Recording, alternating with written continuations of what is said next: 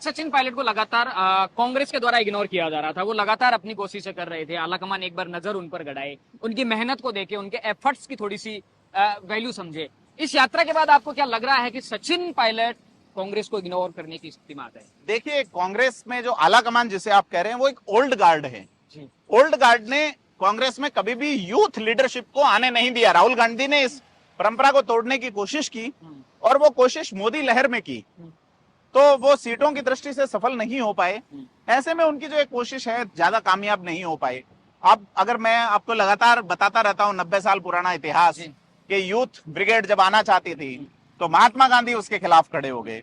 जो सुभाष चंद्र बोस का दौर था, उस दौर के करीब 30 साल बाद में जब यूथ ब्रिगेड आगे आना चाहती थी तो के कामराज और उनकी टीम सिंडिकेट उनके खिलाफ खड़ी हो गई। उस सिंडिकेट को इंदिरा गांधी ने तोड़ा। उसके बाद में जब यूथ ब्रिगेड आगे आना चाहती थी तो देवकांत बरुआ और ये जो लोग थे कि यूथ ब्रिगेड के रूप में संजय गांधी ही आगे आएंगे, हालांकि संजय गांधी की अपनी एक सिंडिकेट थी।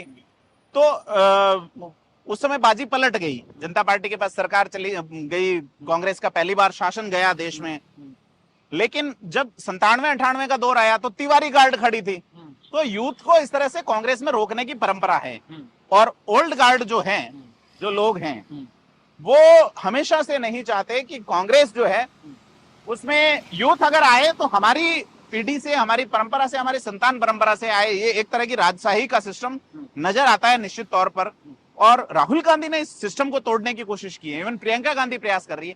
लेकिन उनकी जो पार्टी का जो एक सेटअप है, मैंने किसी एक बड़े कांग्रेसी का इंटरव्यू सुना था। उन्होंने कहा कि कांग्रेस के अध्यक्ष के वहां से, जब सोनिया गांधी अध्यक्षा थी, अगर ये कहा जाता है कि आप ए काम कीजिए तो हमारी जो फर्स्ट लाइन के लीडर है वो नीचे कहते हैं कि आपको बी काम करना है, नीचे वाले सी काम को करते हैं और ऊपर रिपोर्ट देते हैं कि हमने डी काम कर दिया है।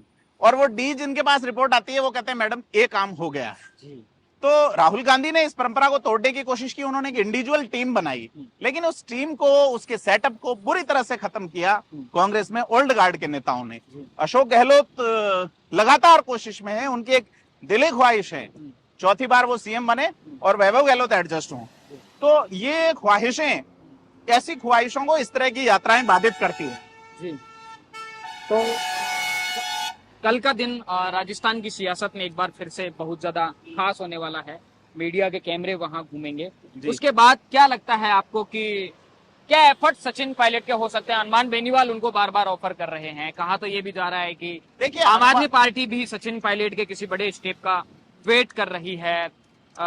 एक जो अलग से जिन लोगों का कुछ बन नहीं पा रहा है पार्टी लाइन में, किरोड़ीलाल मीणा की आप बात करें, बाकी के लोगों की बात करें, अगर इस यात्रा के बाद में जल्दी फैसला सचिन पायलट को लेकर नहीं हुआ, उसके बाद में किस तरह के बादल? हनुमान बेनीवाल की अपनी एक खासियत है, अपनी एक पार्टी है, अपना एक जोनर है। अगर वो सचिन पायलट उसे ज्वाइन करते हैं, उस जोनर को, तो सचिन पायलट का कुछ नहीं बनेगा। सचिन पायलट अपने आप में एक औरा है। उनके पास एक कास्ट इक्वेशन है, अलग अलग जातियों का। पूरे राजस्थान में उनके पास एक टीम है, क्योंकि अभी जो निवर्तमान प्रदेश जिलाध्यक्ष हैं वो सब सचिन पायलट ग्रुप के हैं। कांग्रेस अभी तक जिलाध्यक्ष नहीं बना पाई है। आज एक जिलाध्यक्ष जो है, हमारी बात भी हुई है उनसे, चुन्नीलाल चाड़वा से। उन्होंने स्पष्ट कहा है कि पार्टी अपनी जगह में, सचिन पायलट ही मेरा सही।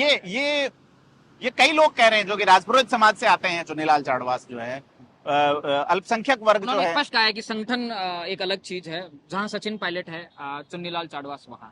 जी। तो अल्पसंख्यकों में बड़ी इनकी पकड़ है, क्योंकि कांग्रेस में जिन अल्पसंख्यकों को मंत्री बनाया गया है उनकी जमीनी पकड़ नहीं है।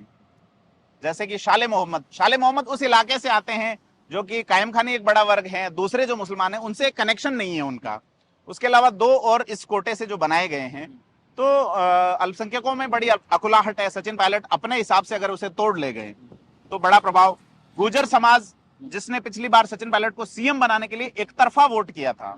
मीणा समाज, जो सचिन पायलट के आह्वान पे पहली बार गुर्जर मीणा का कॉन्फ्लिक्ट खत्म हुआ, वो साथ साथ आए। उसके अलावा राजपूत समाज जो है, जो कि बीजेपी का धुर कोर वोट बैंक है, वो पिछली बार सचिन पायलट द्वारा एक बड़ा रिशफल किया गया कांग्रेस में, और बड़ी संख्या में प्रदेश सचिव जैसे बड़े पद जो है वो राजपूत समाज के कई लोगों को दिए थे। और अभी आप देखेंगे कि एकमात्र प्रदेश सचिव महेंद्र सिंह खेड़ी हैं राजस्थान में राजपूत समाज से। और वो भी सचिन पायलट गुट के हैं, और वो वही भाषा बोलते हैं जैसे कि चुन्नीलाल चाड़वास बोलते हैं कि मेरे नेता सचिन पायलट हैं। तो राजपूत समाज जिसने पिछली बार मोदी तुझसे बैर नहीं, वसुंधरा तेरी खैर नहीं वाला नारा दिया था और सीधे तौर पर बीजेपी का विरोध किया था विधानसभा चुनाव में, तो वो समाज सचिन पायलट के साथ आ सकता है। जाट समाज के कई बड़े लीडर, इवन आरसी चौधरी जो कि प्रवक्ता हैं कांग्रेस के, वो सचिन पायलट गुट के ही हैं, लेकिन कांग्रेस के प्रवक्ता हैं। ऐसे में बहुत सारे नाम हैं जो कि अलग अलग जाति वर्ग का एक सेटअप सचिन पायलट करने में सफल हो सकते हैं। तो लगातार राजस्थान से जुड़े मुद्दों को जानने और समझने के लिए बने रहिए थिंक 360 के साथ। वीडियो जर्नलिस्ट तरुण जांगड़ के साथ लोकेंद्र केलानौत, जयपुर।